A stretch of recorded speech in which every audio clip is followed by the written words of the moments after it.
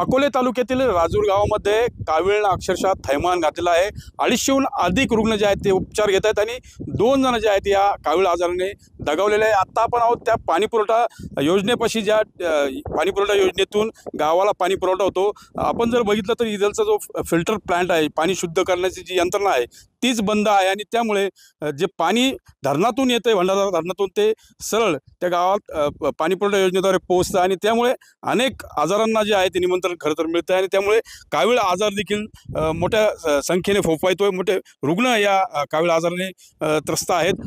हे जे गाव आहे आपण बघू शकतो, संपूर्ण जे गाव आहे जवळपास 15,000 लोकसंख्येचं हे गाव आहे आणि संपूर्ण गावाला याच पाणीपुरवठा योजनेतून पाणी पुरवलं जातं आणि ते पाणी दूषित असल्याचं समोर आलेलं आहे। कारण शुद्धीकरण यंत्रणा जी आहे ती पूर्णपणे ठप्प आहे। त्यामुळे जो गावामध्ये 3 दिवसीय उरूस भरणार होता तो देखील रद्द करण्यात आलेला आहे। ती सगळीकडे शुकशुकाट जो आहे तो या यात्रेत दिसून येतोय आणि जे नागरिक आहेत ते देखील बाहेर पडत नाहीये। मात्र त्यांना प्रश्न सतावतोय की आता पाणी पुरवठा योजना बंद असल्यानं पाणी मिळणार कसं, अनेकांना विकत पाणी घ्यावं लागतंय। आपल्यासोबत काही ग्रामस्थ आहेत।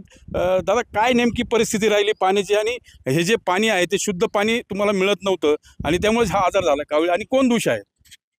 गेली 3 वर्षापासून आपण ज्या फिल्ट्रेशन प्लॅन्टवर उभे आहोत, हा प्लॅन्ट बंद असल्यामुळे जे येणारं नदीचं पाणी आहे ते डायरेक्ट टाकीमधून गावामध्ये वितरित केलं जातं।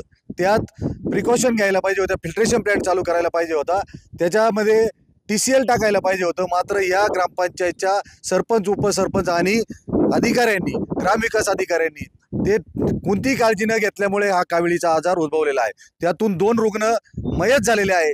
1,000च्या आसपास रुग्ण आज देखील त्रस्त आहेत। 6 रुग्ण हे अत्यावस्थ आहेत।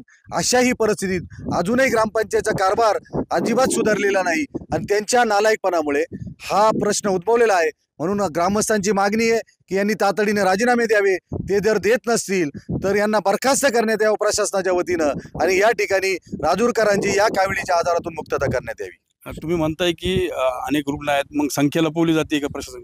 नाही, प्रशासनाची आकडेवारी ही आम्हाला माहीत नाही। मात्र पेंढा फॅक्टरीला आम्ही जेव्हा गेलो होतो तेव्हा त्या ठिकाणी 1,000च्या आसपास लोक त्या औषधोपचार त्यांच्याकडनं घेऊन गेल्याचं तिथल्या ते जे उपचार करणारे त्यांनी सांगितलेलं आहे। तर आपण खरं तर बघू शकतो तो जो उरूस आहे त्या ठिकाणी अनेक पाळणे जे आहेत, राहत पाळणे ते आलेले आहेत। मात्र संपूर्ण राहत पाळणे जे आहेत त्या परिसरामध्ये शुकशुकाट जाणवतो। खरं तर दरवर्षी हजारोच्या संख्येनं नागरिक जे आहेत ते या यात्रेत, या उरूसमध्ये सहभागी होण्यासाठी येत असतात।